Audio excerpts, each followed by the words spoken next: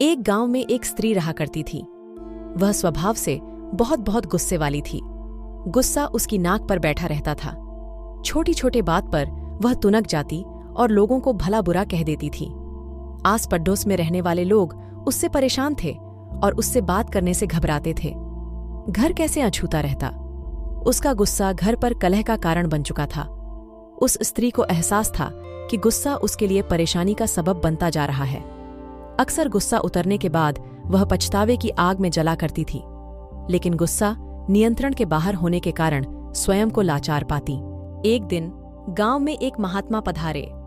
उनकी कीर्ति जब स्त्री के कानों तक पहुंची तो उसने निश्चय किया कि वह महात्मा जी से मिलकर अपने गुस्से को दूर करने का उपाय पूछेगी।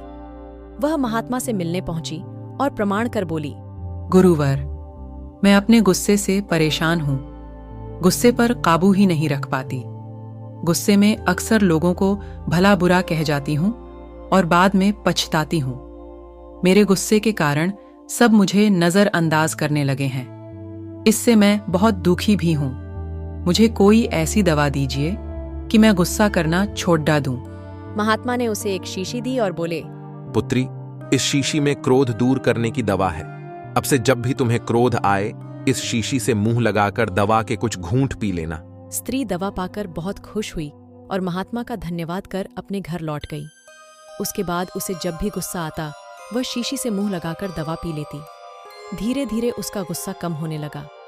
7 दिन बाद जब शीशी की दवा खत्म हो गई तो वह फिर से महात्मा के पास पहुंची और बोली, गुरुवर, आपने मुझे गजब की दवा दी है। पीते साथ ही गुस्सा छूमंतर हो जाता है। अब वह दवा खत्म हो गई है।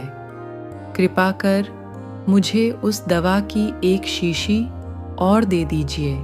महात्मा मुस्कुराते हुए बोले, पुत्री, तुम्हें जानकर आश्चर्य होगा कि उस शीशी में कोई दवा नहीं थी। उसमें सादा पानी भरा हुआ था। क्रोध आने पर जब भी तुम उस शीशी से पानी पीती थी तो शीशी मुंह में होने के कारण तुम कुछ बोल नहीं पाती थी।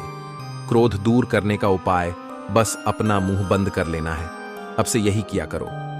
सीख, क्रोध दूर करने का उपाय बस अपना मुंह बंद कर लेना है।